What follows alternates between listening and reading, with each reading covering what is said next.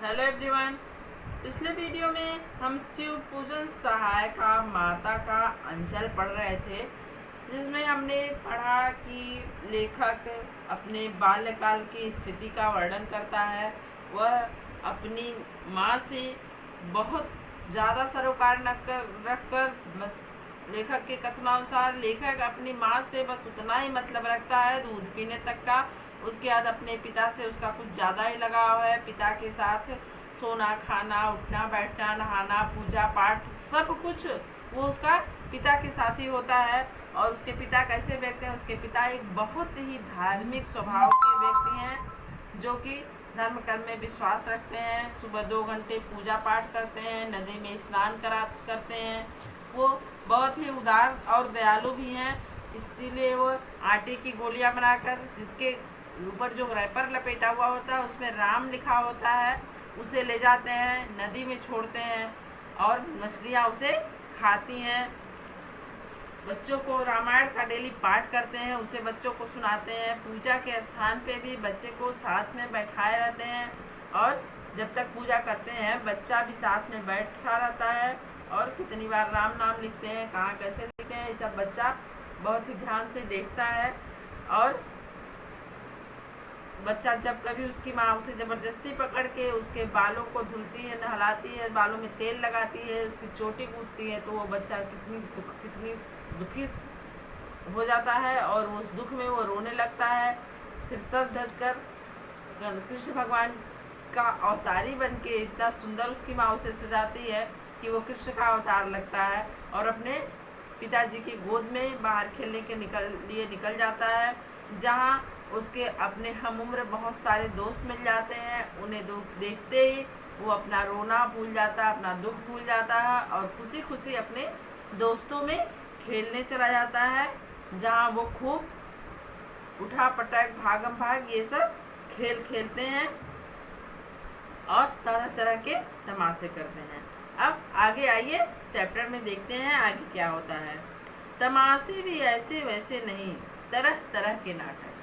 मैंने आपको बताया ना, तमाशे करते हैं, अर्थात अलग अलग प्रकार के जो खेल तमाशे करते हैं बच्चे। तो वो भी आगे क्या कर रहे हैं कि तमाशे भी ऐसे वैसे नहीं, कोई साधारण ढंग के तमाशे नहीं, तरह तरह के नाटक। चबूतरे का एक कोना ही नाटक घर बनता था। वहाँ जो बड़ा सा चबूतरा था, उसके एक कोने पे नाटक घर बना दिया जाता था। बाबूजी जिस छोटी चौकी पर बैठ कर नहाते थे, वही रंग मंच बनती थी। वहाँ चबूतरा था, एक छोटी सी चौकी रखी थी उनके पिताजी के स्नान के लिए, वह रंग मंच बनती थी। आप कोई भी प्रोग्राम होता है तो स्टेज बनता है ना, उसी को मंच कहते हैं हिंदी में। तो उसमें जब कार्यक्रम होता है तो रंग मंच उसे कहा जाता है, रंगारंग कार्यक्रम जिसपे प्रस्तुत किए जाते हैं। तो वह छोटी सी स्नान करने वाली जो चौकी थी लकड़ी की, वो रंग मंच बन जाती थी। उसी पर सरकंडों के खंभे पर कागज का चंदोवा तान कर मिठाइयों की दुकान लगाई जाती थी। अब क्या कर रहे हैं लेखक? उसी पर सरकंडे के खंभों पर, सरकंडे यानी जो जिससे रस्सी बनती है, उसकी जो लकड़ी होती है बहुत मुलायम और हल्की होती है, जब उससे रस्सी निकाला जाता है, उसी रस्सी पर, सरकंडे की लकड़ी पर क्या बनता था? खंभों, सरकंडे के खंभों पर। उसको वो खंभों का नाम दे रहे हैं कि जैसे वो एक पिलर का काम कर रहा है। कागज का चंदोवा तान कर मिठाइयों की दुकान लगा दी जाती थी। कागज का चंदोवा यानी वो छोटी छोटी लकड़ियाँ लगा देते थे, उसमें वो कागज का छत लगा देते थे। चंदोवा मीन्स होता है सामियाना टाइप का। उस पर किस चीज़ की दुकान लगती थी? मिठाइयों की दुकान बनती थी। वो मिठाइयों की दुकान लगाई जाती, उसमें चिलम के खोचे पर कपड़े के थालों में ढेले के लड्डू, पत्तों की पूरी कचौरियाँ, गीली मिट्टी की जलेबियाँ, फूटे घड़े के टुकड़ों के बतासे आदि मिठाइयाँ सजाई जाती थी। अब मिठाइयाँ किस प्रकार की हैं आप देखिए। थालों में ढेले के लड्डू, मिट्टी के जो छोटे छोटे गोल ढेले होते हैं, टुकड़े होते हैं, उनको ढेला बोलते हैं। वो गोल ढेलों को लड्डू के रूप में रखा जाता था। और पत्तों की पूरी, किसी पेड़ पौधे के गोल पत्ते जो होते तोड़ लिए जाते थे और वह पूरी कचौरी के रूप में उनको बेचा जाता था। गीली मिट्टी की जलेबियाँ बनाई जाती थी। और फूटे घड़े जो होते थे, फूटे मिट्टी के बर्तन, उनके टुकड़े रखे जाते थे किस रूप में? बतासे के रूप में। ये सब मिठाइयाँ बहुत अच्छे से सजाई जाती थी। ठीकरों के बटखरे और जस्ते के छोटे छोटे टुकड़ों के पैसे बनते थे। जो ठीकरे होते थे यानी इधर उधर पड़े हुए पत्थर, वे बटखरे का यानी ग्राम, किलोग्राम, मिलीग्राम का वो काम करते थे। और जस्ते के छोटे छोटे टुकड़ों के पैसे बनते थे। उस समय जस्ते का प्रयोग बहुत होता था, बर्तन भी ज़्यादातर जस्ते के प्रयोग किए जाते थे। तो वो टूटे फूटे जहाँ कहीं भी छोटे टुकड़े मिल जाते थे, वो पैसे का काम करते थे। यानी उन्हीं से वो जो बनावटी पैसे थे, उसी प्रकार की वो बनावटी मिठाइयाँ थी। उन्हीं पैसों से वो मिठाइयाँ खरीदी जाती थी। जो मिट्टी के बर्तनों के टुकड़ों के जो बतासे होते थे, या गीली मिट्टी की जलेबियाँ होती थी, ढेलों के लड्डू होते थे, पत्तों की पूड़ी कचौड़ियाँ होती थी, वो सब किस चीज़ से मिलती थी? उस एल्युमिनियम के टुकड़ों के पैसे से मिलती थी। वो ओरिजिनल में तो एल्युमिनियम पैसे नहीं होते थे, एल्युमिनियम के पत्तल के टुकड़े होते थे। लेकिन वो वहाँ जैसे मिठाइयाँ नकली थी, वैसे ही पैसे भी नकली होते थे। हम लोग खरीदार और हम ही लोग दुकानदार। अब खरीदार और दुकानदार कौन था? बेचने वाले भी ये बच्चे ही होते थे, खरीदने वाले भी ये बच्चे ही होते थे। उसमें से कुछ दुकानदार बनते थे और कुछ खरीदार बनते थे। बाबूजी भी 2-4 गोरखपुरिये पैसे खरीद लेते थे। बाबूजी भी 2-4 गोरखपुरिये पैसे खरीद लेते थे। उनके पिताजी भी उसके खेल में सम्मिलित होते थे और कुछ पैसे उन लोगों से खरीदते थे। वो जो मिट्टी के वो एल्युमिनियम के टुकड़े होते थे, वो उस तरह के वो पैसे खरीदते थे उनके। थोड़ी देर में मिठाई की दुकान बढ़ाकर हम लोग घरौंदा बनाते। अब बढ़ाकर यानी बंद करके, दुकान को बंद करने को बढ़ाना कहते हैं। तो थोड़ी देर चलती थी मिठाई की दुकान, खूब खरीदारी हो गई, मिठाइयाँ बिक गई, अब दुकान बढ़ गई, दुकान बंद कर दिया गया। अब क्या शुरू हो गया? अब घर बनने लगे, वहाँ पे घरौंदे बनते थे। धूल की मेड़ दीवार बनती थी। जो धूल होते थे उसको ऐसे ऊंचा एक मेड़ टाइप का रख देते थे गोले में, तो वो क्या हो जाता था? दीवार बन जाता था। तिनकों का छप्पर था, उस पर जो मिट्टी की इतनी ऊंची टीले जैसा लगाया जाता था, उसके ऊपर तिनके रख देते थे, तो वो छप्पर का काम करता था। दातून जो करते थे लोग गाँव में, बबूल के पेड़ के, नीम के पेड़ की पतली डालियाँ काट करके उनके दातून किए जाते हैं। ब्रश, उसको पहले कूचा जाता है, फिर ब्रश का बनाया जाता है, फिर उन्हीं से दांत साफ करते हैं, उसे दातून कहते हैं। तो उस दातून के क्या बनते थे? दातून के खंभे यानी पिलर्स बनते थे। दिया सलाई की पेटियों के किवाड़ बनते थे। जो माचिस की डिब्बियाँ होती हैं, उससे दरवाजे लगाए जाते थे, डोर बनाए जाते थे। घड़े के मोहड़े की चूल्हा चक्की, घड़े का जो फूट जाता है घड़े, तो उसका जो मुंह गोल सा निकलता है, उसका चूल्हा बनाते थे जिसपे खाना बनता है। मिट्टी के चूल्हे पे जब से खाना बनता है, वैसे वो उसका मुंह निकाल के ऐसे रख देते थे, तो वो चूल्हे का काम करता था। दिए की कढ़ाई, जिस दिए में हम लोग दिवाली में दीपक जलाते हैं, वो कढ़ाई बनती थी। और बाबूजी की पूजा वाली आचमनी कलछी बनती थी। आचमनी से जैसे जल चढ़ाते हैं भगवान को, छोटी सी कलछी टाइप की, तांबे की या पीतल की आचमनी होती है, वो कलछी का काम करती थी। पानी के घी, अब कढ़ाई में क्या पड़ता था? जो मिट्टी का दिया होता था, कढ़ाई बना, उसमें क्या पड़ता था? उसमें पानी पड़ता था, जो घी जिसको मान लिया जाता था। धूल का पिसान और बालू की चीनी से हम लोग ज्योनार तैयार करते थे। धूल का आटा, जो धूल होता था उसको गूंथ करके उसको आटे के रूप में प्रयोग किया जाता था।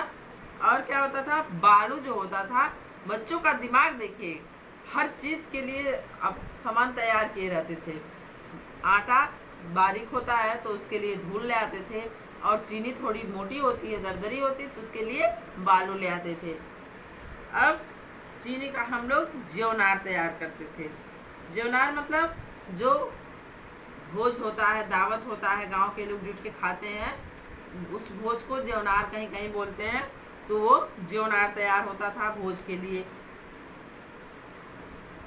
हम लोग ज्योनार करते और हम ही लोग की ज्योनार बैठती थी, अर्थात हम ही लोग बनाने वाले होते थे, हम ही लोग खाने वाले भी होते थे। यही लोग परोसते थे, फिर यही लोग पंक्तिबद्ध होकर, जैसे गांव में बड़े बड़े भोजों में लोग बैठते हैं, पंक्तिबद्ध होकर सामने पत्तल रखे जाते हैं, उसमें खाने डाले जाते हैं तो लोग खाते हैं। तो यही लोग खाने वाले भी थे और यही लोग परोसने और बनाने वाले भी थे। और हम जब पंगत बैठ जाती थी तब बाबूजी भी धीरे से आकर पांत के अंत में जीमने के लिए बैठ जाते। जीमने अर्थात खाने के लिए, भोजन करने को जीमना कहते हैं। तो जब पूरी पंक्तिबद्ध होकर सारे बच्चे बैठ जाते तो उनके पिताजी भी बगल में आकर भोजन करने के लिए बैठ जाते थे। उनके बैठते देखते ही हम लोग हंसकर और घरौंदा बिगाड़ कर भाग चलते थे। जब पिताजी आ जाते थे तो क्या होता था, सारे बच्चे हंसने लगते और अपना जो मिट्टी का, घास फूस का, तिनकों का घरौंदा बनाए रहते थे, अपने जो घर बनाए रहते थे उसको बिगाड़ कर वहाँ से भाग जाते थे। वह भी हंसते हंसते लोटपोट हो जाते। बच्चों की शरारत देखकर पेरेंट्स ऐसे हंसते हैं तो वो इन लोग की शरारत देखकर खूब लोटपोट होकर हंसते थे और कहने लगते, फिर कब भोज होगा भोलानाथ। अपने बच्चे से पूछते, भोलानाथ अब अगला भोज कब होगा, कब खिलाओगे पिलाओगे। कभी कभी हम लोग बारात का भी जुलूस निकालते थे। अगला खेल क्या था, ये तो एक खेल हो गया नाटक टाइप का। पहले दुकानें लगती थी, फिर घर बनते थे, फिर भोज होता था अर्थात सबको खाना पीना खिलाया जाता था। अब अगला क्या होता था, बारात, जैसे बारात जाती है उसका नाटक ये लोग करते थे कि बारात में हम लोग जा रहे हैं, बारात की जुलूस निकल रही है। कनस्तर का तंबूरा बजता, जो टीन या जस्ते का डिब्बा होता है, पहले प्लास्टिक बहुत कम प्रयोग में आता था, तो एक तरह का जस्ता बहुत पतला होता था जो स्टील और जस्ते के बीच की चीज़ होती थी, उसका कनस्तर बनता था। उसमें तेल और इस तरह के सामान उसमें पैक होकर आते थे, तो उसका तंबूरा बजता। एक तरह का तंबूरा जो होता है, वाद्य यंत्र होता है, उसका तंबूरा बजता। अमोले को घिसकर सहनाई बजा दी जाती थी। अमोला क्या होता है, अमोला जो होता है, जब आम का इस समय सीजन है, आप देखते होंगे आम खाकर गुठलियाँ फेंक दी जाती हैं तो उसमें से छोटे छोटे पेड़ निकलते हैं।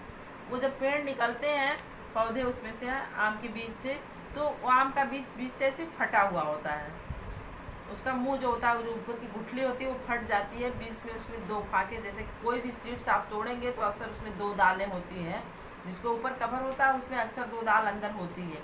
उसी तरह आम के अंदर भी होता होगा, आप बहुत से लोग देखते भी होंगे कि आम कहीं गिरा है सड़क पे या मिट्टी में, तो उसमें से छोटा सा पौधा निकल आया है और उसकी गुठली फट गई है किनारे से, जिस किनारे से पौधा निकला है, तो उस पेड़ को बच्चे तोड़ देते हैं, उस पौधे को उस बीज में से तोड़ देते हैं।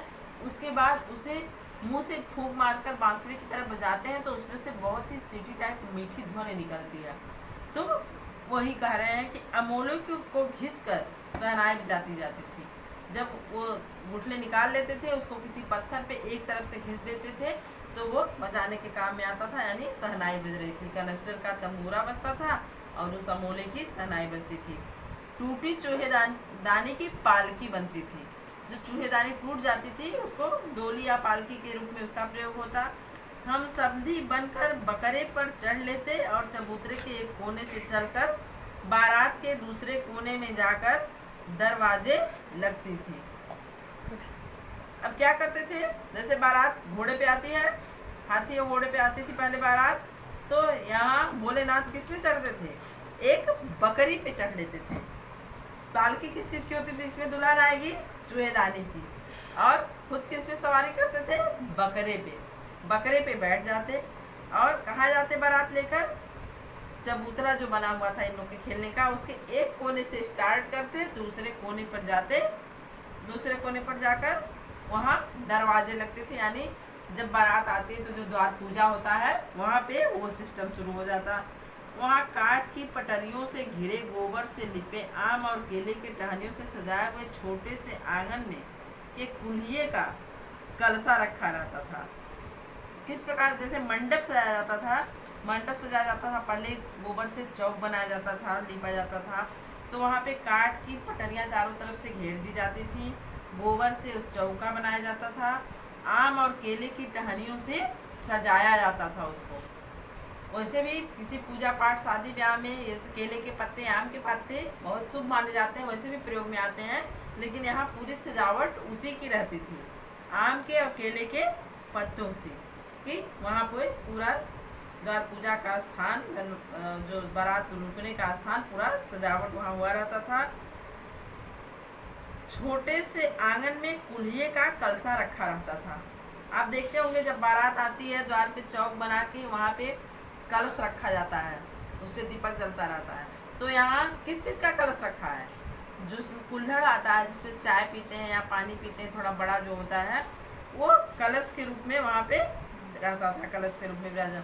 वहीं पहुँचकर बारात फिर लौट आती थी, वहाँ तक बारात जाती थी, फिर बारात लौटने लगती थी, वापस आ जाती थी। लौटने के समय खटोली पर लाल ओहार डालकर उसमें दुल्हनिया को चढ़ा लिया जाता था। बारात खाली हाथ नहीं आती थी, बारात दुल्हनिया को लेके आती थी। उतने ही चौक में, जितने चौक बना था चबूतरा, वहीं से बारात वहाँ जाती थी, बकरे पे जो दूल्हा जाता था। अब फिर दुल्हन को साथ लेके आता था। दुल्हन किस पे आती थी? अब देखिए, दुल्हन आती थी खटोली पर लाल ओहार। खटोली जो होता है जैसे चारपाई होती है, तो बहुत गाँव में बच्चों के लिए पहले छोटी छोटी चारपाइयाँ बनाई जाती थी छोटे बच्चों को सुनाने के लिए। तो उस पे जो होता था लाल ओहार, ओहार मीन्स होता है ढकने का। जब आप डोली देखते होंगे चारों तरफ से पर्दे लगे रहते हैं, तो उसमें चारों तरफ से लाल कपड़ा डालकर, यानी पर्दा लगाकर, लाल का पर्दा, उसमें दुल्हनिया को उसी खटोली पे बैठा के चारों तरफ से पर्दा लगा दिया जाता था। वो डोली तैयार हो जाती थी और दुल्हन उसमें बैठ जाती थी। लौट आने पर बाबूजी ज्यों ही उघार कर दुल्हन का मुख निरखने लगते, त्यों ही हम लोग हंसकर भाग जाते।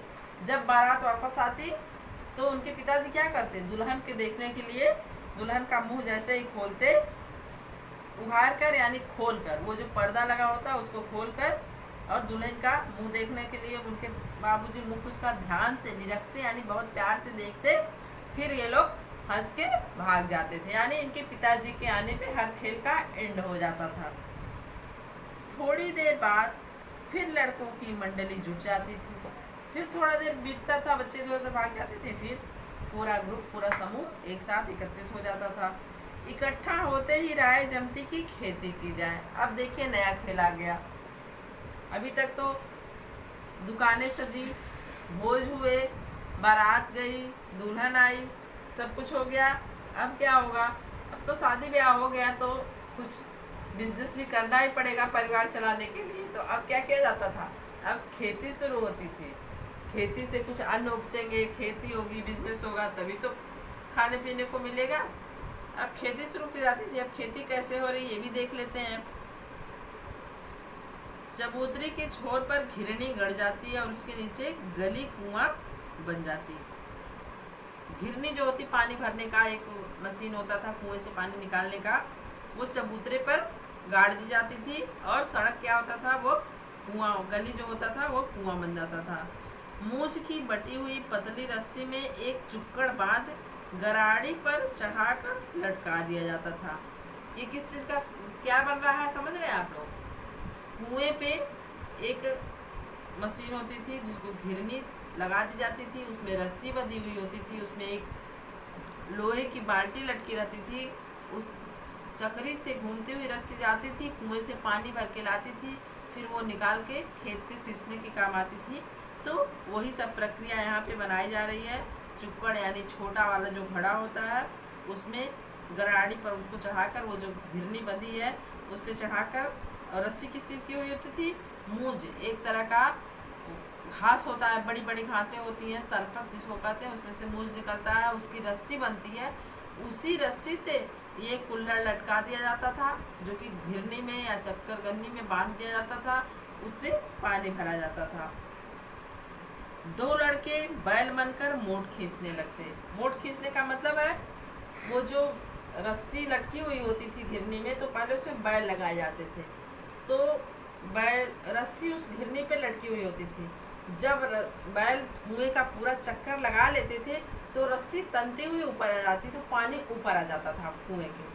फिर जब बैल अपने स्थान पे आते जहाँ पे घिरनी बंधी हुई होती है तो वह कुएं में चली जाती है रस्सी, तब रस्सी बड़ी हो जाती है। फिर जब चक्कर लगाते हैं बैल तो वो रस्सी तनती जाती है तो पानी ऊपर आ जाता है। तो वही प्रक्रिया यहाँ पे हो रही है, उसी को कहते हैं बैलों से मोट खींचा जा रहा है। वो पानी एक बड़े उसमें जब आता था तो एक बहुत बड़ा चमड़े का थैला होता था जिसको मोट कहते थे, उसी में वह पानी भरता था जो नाले के रास्ते खेतों में जाता था। तो अब यहाँ क्या हुआ है, बैल तो नहीं है लेकिन दो बैल हैं, दो लड़के जो हैं वो बैल बने हुए हैं और वो मोट खींच रहे हैं, यानी वो पानी निकाल रहे हैं। चबूतरा खेत बनता, चबूतरा अब क्या बन गया है, खेत बन गया है। कभी वहाँ पे बारात आती है, कभी वहाँ दुकान लगती है, अब वो खेत बना हुआ है। कंकड़ बीज और ठेंगा हल जुआट, कंकड़ क्या बनते थे, छोटे छोटे जो कंकड़ होते थे उसको बीज के रूप में प्रयोग किया जाता था। ठेंगा हल जुआट बनता था, इसको हल और जुआट बनाते थे। बड़ी मेहनत से खेत जोते बोए और पटाए जाते थे, खेत को बड़ी मेहनत से जोता जाता था, फिर उसमें कंकड़ के बीज बोए जाते थे, फिर उसमें पानी से सिंचाई होती थी। फसल तैयार होते देर न लगती, हम हाथों हाथ फसल काट लेते थे। अब क्या हुआ, फसल भी तैयार हो गई, बड़ी मेहनत से जुताई हुई, बुआई हुई, पानी पड़ा, कंकड़ के बीज बोए गए और फसल तैयार हो गई। अब फटाफट कट भी गई हाथों हाथ। इतने लोग थे भाई, 1 मिनट में काम हो जाता था। काटते समय गाते थे, काटते समय गाना भी हो रहा है। ऊंच नीच में बई की यारी, जो उपजी सो भई हमारी। एक इस तरह का गाना गाते हुए कहते हुए वो खेत काटते थे कि ऊंच नीच जो भी क्यारी है उसमें क्यारी बना दी गई है, ऊंचे कुछ नीचे में, और उसमें जो उपज हुआ है, जो फसल पैदा हुई है वो हमारी हो गई। फसल को एक जगह रखकर उसे पैरों से रौंद डालते थे। अब फसल इकट्ठा कर ली जाती थी और उसे, जैसे मड़ाई होती है गेहूं धान की, अब तो डायरेक्ट कंबाइन से ही खेत से ही कट जाते हैं, डायरेक्ट सीड्स हमारे घर में आते हैं गेहूं और धान। पहले जो होता था, पहले पूरी फसल कट कर आती थी, फिर थ्रेसर से या बैलों के द्वारा उनकी मड़ाई की जाती थी, तो उसमें से अनाज के बीज निकलते थे। तो वो कैसे हो रहा है, वे बच्चे अपने पैर से रगड़ के कर रहे हैं, पैरों से रौंद डालते थे फसल को और उसका बीज निकाल लेते थे। कसोरे का सूप बनाकर उसाते और मिट्टी के दिए को तराजू में तौलकर राशि तैयार कर देते थे।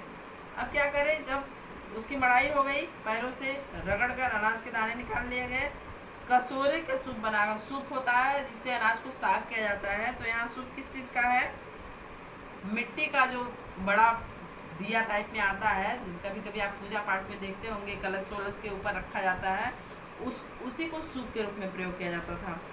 और उसी से धान को, गेहूं को, जो अनाज उनका पैदा हुआ है, जो भी चीज़ है, उसको ओसाया जाता था। ओसाना यानी जो उसमें भूसी है या पतली सीड्स हैं जिनका प्रयोग नहीं होता है, उसको अलग करना और मोटे अनाज को अलग करना, मजबूत अनाज को। तो मिट्टी के अब क्या होता, ओसा लिया गया, अब शुद्ध फसल तैयार है, अनाज रखा हुआ है। अब उसको कैसे तौला जाता था, मिट्टी के दियों के तराजू बनते थे तौलने के लिए, तराजू में तौलकर राशि तैयार कर देते थे। अब तौल कर राशि रख दी जाती थी कि इतना ये अनाज हुआ, इतना ये अनाज हुआ। इसी बीच बाबूजी आकर पूछ बैठते थे, इस साल खेती कैसी रही भोलानाथ। फिर देखिए लास्ट में बाबूजी फिर पहुंच गए और पूछ रहे हैं, इस साल खेती कैसी रही भोलानाथ। अब आपका बिजनेस हो गया, दुकानदारी हो गई, बारात चली गई, शादी हो गया, दुल्हन आ गई, खेती बाड़ी हो गई, फसल तैयार हो गई, कट कर बिकने के लिए तैयार है फसल, कुछ खाने के लिए रखा जाएगा, कुछ बेचने के लिए रखा जाएगा। आज के लिए इतना ही, आगे का चैप्टर अगले वीडियो में देखेंगे। Thank you.